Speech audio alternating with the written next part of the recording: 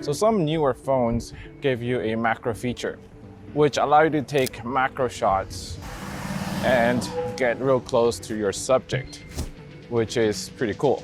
But one of the things that I have against some of these things is that the images that come out of that don't look very organic or natural. Everything seems to be fully in focus, and that is very artificial looking in my opinion, and it's not what a regular macro photo would look like. Let me explain.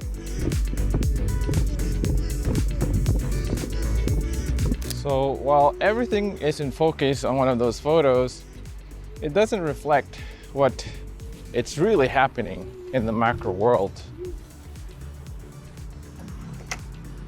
Or at least in terms of the depth of field. The depth of field in the macro world measures in millimeters or less, and that is very little.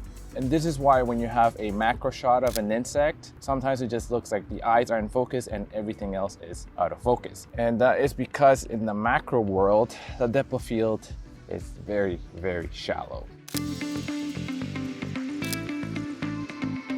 And there are certain things that affect depth of field in the macro photography world, and those are aperture, focal length, subject to lens distance, and a concept known as the circle of confusion. And yes, it is very confusing. I just don't get it. So link to an article below if you want to check it out. A little bit overexposed, but I'll link to an article below if you want to check out more about that circle of confusion. I'm confused. Whose circle am I in?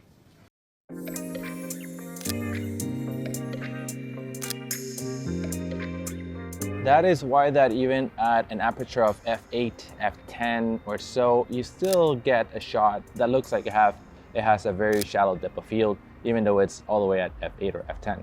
Trying to handhold this macro lens is an actual 100mm lens. As you can see, there is a roll off from what's in focus to what's not. And I'm at f8. You can see that there are out of focus elements and planes, even though I'm at f16 right now. And this is on a real macro lens, 100mm Sigma. So that brings me to this macro 100mm lens by a company called Sandmarc. And just a disclaimer that this is not a sponsored video, but they did send me that lens for me to try out and to test.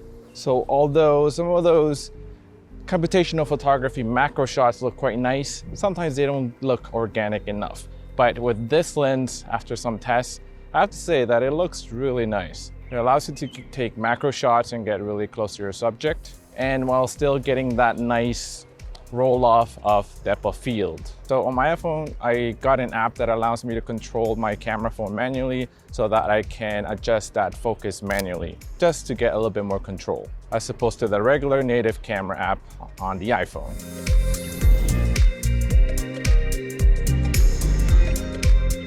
So in the box, of course, you get your macro lens, you get a clip-on mount, a lens pouch, and a front and back lens cap.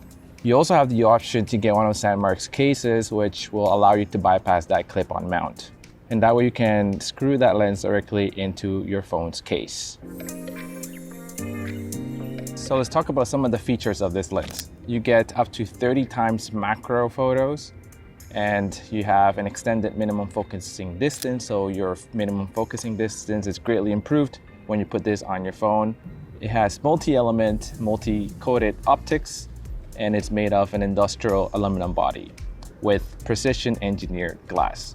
Sounds pretty fancy. It's a very nice little lens and it's pretty well built. But this is a very nice little macro lens that you can get to improve your macro photography if you're shooting on an iPhone. If you want to get natural looking and organic looking macro photography, it's best to get a lens and not rely on your phone's computational photography capabilities, which are still very good, but sometimes you want that organic and that natural look. Check out that link in the description below for this lens, and if you haven't subscribed already, make sure to hit that subscribe button. And if you already subscribed, thank you again for coming here again, and I'll see you next time.